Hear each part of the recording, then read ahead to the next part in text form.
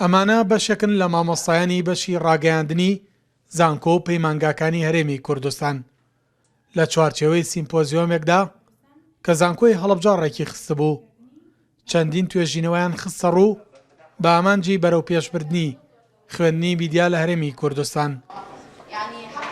چۆن ئێمە بتوانین میدیا لە کوردستانە یەکەم هەنگاومان لە ڕووی خوێندنەوە بەرەو پێشەوە بەرین، دووهەم چۆن ئێمە کاریگەری بەشەکانی میدیا لە ناو کۆمەڵگەی کوردیە بە گشتی و لە ناو دەستگاکانی ڕاگەیاندنا بە تایبەتی دەستمان هەبێ ئێمە بتوانین ئەو کاریگەریانی کە هەیە بیخەینە ڕوو.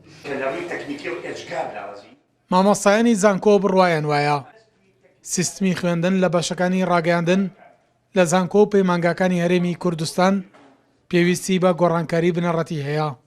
بەڕاستی ئەگەر ئەم ڕەوتە ئاوا بڕوە ئێمە خوێنکارێک بەرهەمهێنین دەرچوویەکی زانکۆ لە بواری میدیا بەرهەمهێنین کە تەنها مێژووی میدیا بزانێت چییە، تەنها مێژووی میدیا بخوێنێ.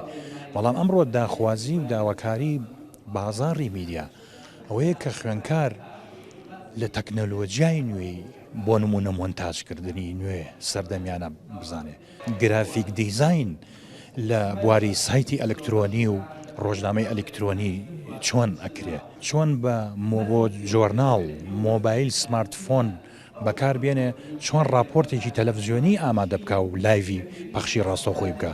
ئەوەیە ئەمڕۆکە ئەو مەنهەجانەیە کە زەرورە خوێنکاری بەشەکانی میدیا بیخوێنێت. دەبێت تۆ شێوازەکانی ڕێگاکانی وانەوتنەوە بگۆڕی بەڕاستی بۆ شێوازە کلاسیکە کە هەیە ئەمە ناتوانین بەردەوامی چوە سەردەمی گەڕاوە. جگەلەوە لە مەسلەی تەکنیکی فێرکردن بە هەمان شێوە لە سەدەسایی پێشکەوتنی لە ڕادەبەدەری تەکنۆلۆژیای میدیا و گەیاندن ئەمڕۆ پێویستە تۆ پەنابەرێتە بەر ئەم تەکنۆلۆژیایە. پەروەردەی ڕاگەیاندن یا پەروەردەی میدیایی پێویستیەکی سەرەکی نەوەکانە.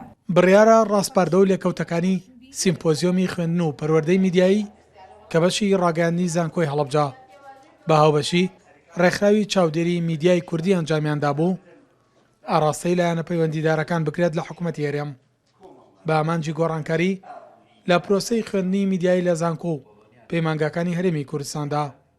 سەلاح جەمیل، کورسات نیوز، هەڵەبجە.